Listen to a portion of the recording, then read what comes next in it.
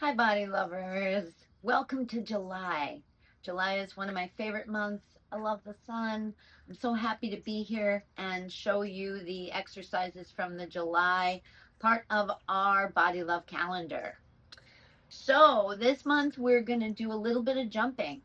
And don't worry, if you've lost that springy feeling in your body, you can regain that progressively. We're going to start with a little heel thump so that your body and your whole system alignment wise can get used to that kind of that vertical drop feeling. And also this is great for bone strengthening, right? It creates a structural deformity slightly in the bones that creates piezoelectricity, which causes your osteoblasts to come in and create more bone for you. So this is a win-win-win-win. So I'm going to show it to you from the side. So this is a heel drop. So I just lift up and I thunk down. Lift up and thunk down. All right. Lift up and thunk down. And this really feels good. You could lift your arms up and thunk down. Lift up, thunk down. Lift up, thunk down. Lift up, thunk down. And I recommend doing that before you progress to jumping. Now with our jumping, we're gonna start with very square feet. So that means our second and third toes are armpit width apart. I'm going to make sure that when I bend my knees don't buckle in. Okay, I really want you to be aware of that, because if your knees buckle in on your squat or your jump or anything, it's going to create a misalignment between your femur and your tibia. Like if this was this side, this leg on this side, if this was my tibia and this is my femur, I don't want them to land like this, right? I want to land with this bone, the bottom of this bone meeting the top of this one really squarely. So to do that, usually you have to pull your knees out a little bit for most people. So I'm going to do a little squat and then just lift my feet off the ground as I swing my arms up. I do a little squat, my arms swing back. Ready? Let's do it again. I just got a rain shower on myself. So as you get stronger, as your legs feel stronger and your landing feels stronger, you can jump higher. But for now, we can just try small jumps. Again, this creates bone strength, right? You can feel the reverberation all the way up you. Plus, it feels really good. Think about Tigger. He felt really good bouncing, right? Little kids like to bounce. But you need to be ready for it. You need to make sure that your feet can decelerate the rapid drop of your body as you're jumping. So if we were to slow this down, you would see that I'm landing on my ball of my foot and rolling down. Okay?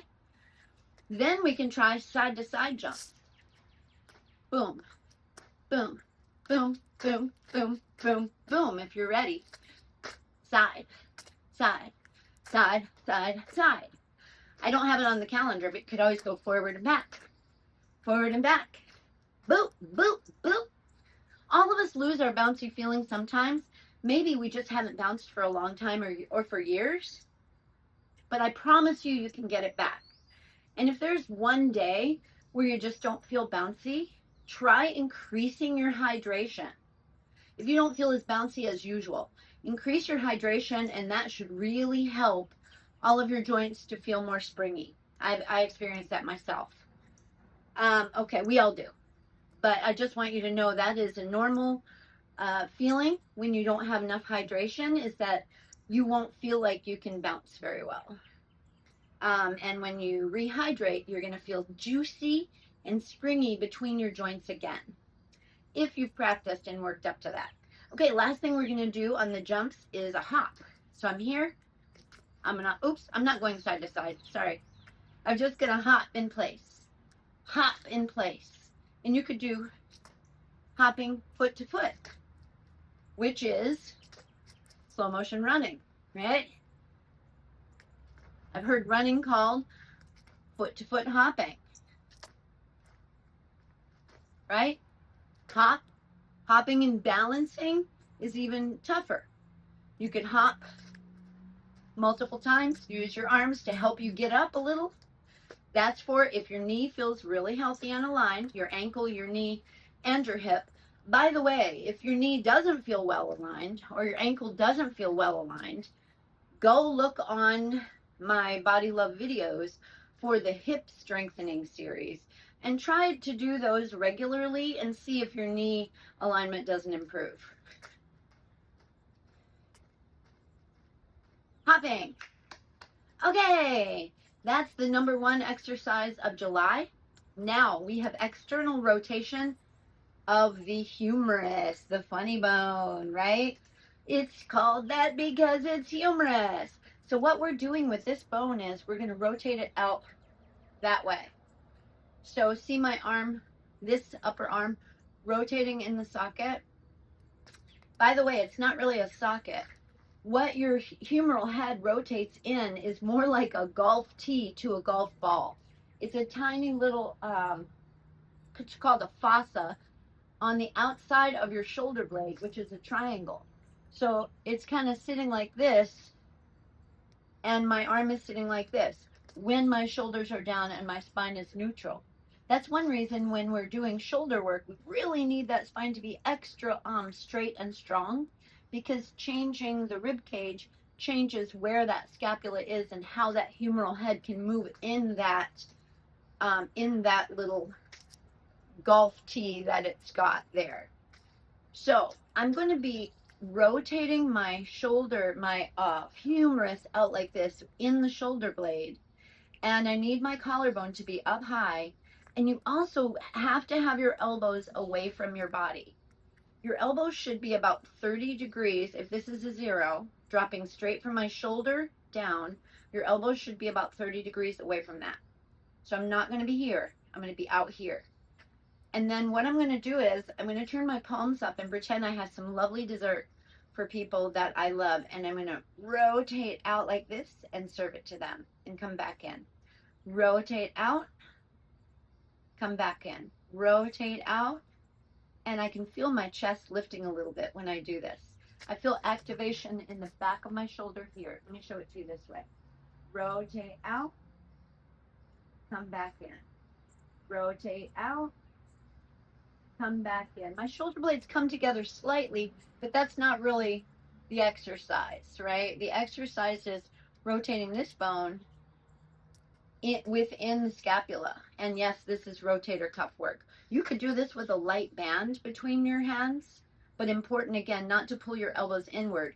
Why? Because then that humeral head is actually going to push out that way more when you do this rotation. And what we want is for it to go in this way more. Okay, so the second way I did it on the calendar is a single arm. I did that because sometimes when we do a double arm, we might just go back and forth with the spine. And a single arm will really draw your attention to just the movement of the humerus. Excuse me, I think I just breathed in a little bug. All right, now, excuse me, now we're going to exaggerate this by bringing our arms out like this. Palms are facing backwards, and I'm going to curl my hand in and around to do the external rotation. So out, curl around, palms are up, palms are down, curl around, palms are up, palms are down, curl around, palms are up. Okay? Serving dessert. And then the last way I did it was up against a wall. I'm not going to get up against a wall to show you this, but you'd be against a wall. And what that does is really keep you straight so that you're not coming down and up on this. And you just move those arms out. If you've ever had treatment for a rotator cuff injury, most rotator cuff injury treatments involve something like this. That's really what we're doing here. Okay? Serve dessert. But this way, you can access it anywhere. You can just do this in the middle of your day. All right, friends, I really hope that you enjoyed that. I really enjoyed showing it to you today on this absolutely gorgeous day with the birds tweeting and the butterflies flying around and bugs flying into my mouth. I love it. Love summertime so much. See you next month. Bye.